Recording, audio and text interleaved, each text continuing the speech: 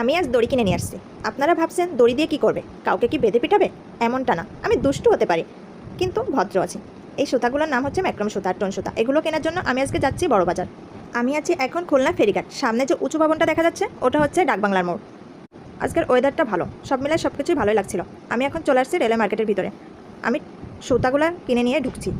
সবাই আমার দিকে তাকাচ্ছিল, আবার আপনারা ভাবেন না আমার মুখের দিকে তাকাচ্ছিল, কারণ অতটা সুন্দরী আমি না যে আমার মুখের দিকে তাকাবে। আমার হাতের দিকে তাকাচ্ছিল, ভাবছিল এই সুতা দিয়ে কী করবে। আমি এখন চলে আসছি সেই দোকানে। এসে দেখি সে মামা আসেনি। আমি বলছি কখন আসবে, বলছে 10 মিনিট পরে আসবে। কি আর করা, চুপচাপ যাই মামার দোকানের সামনে বসে আছি আর ভাবছি কখন আসবে কখন আসবে।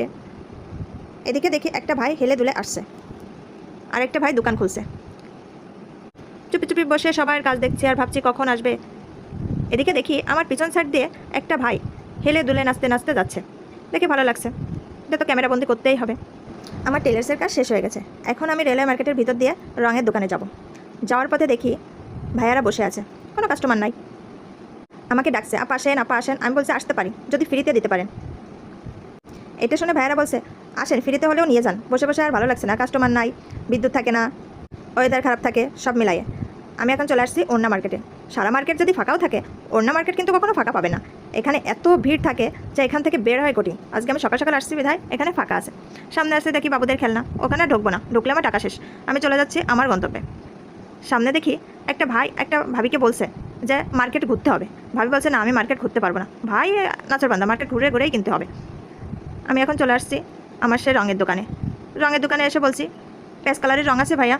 সে বলছে না আপু, পেস্ট কালারের তো রঙ হয় না, রঙ মিলাতে হবে। বলছে যাক, আজকাল কিনবো না, সময় নাই। চলে আসছি, এসে দেখি এক মামা ডাকছে, আসেন। বলছে কোথায় যাবেন? আমি বলছি বাসায় যাব। তো বাসা কোথায়? বাসাটা নাই বললাম আপনাদের। যদি আপনারা চলে আসেন দাওয়াত ছাড়া, আমি আবার দাওয়াত দিতে পছন্দ করি, তাহলে ভালো খাওয়াতে পারবো। চলে যাচ্ছি এখন আমার বাসায়। সামনে দেখি ফলের দোকান। ফল দেখে কিনতে ইচ্ছা করছিল, কিন্তু নামবো কীভাবে, সময় তো নাই। ওদিকে বাবুকে স্কুলে রেখে আসছি। এই সেই ডাকবাংলা লাভলু হোটেল। তার সামনে এসে দাঁড়ালো, মন চাচ্ছিল ঢুকতে, সেটাও ঢুকতে পারলাম না।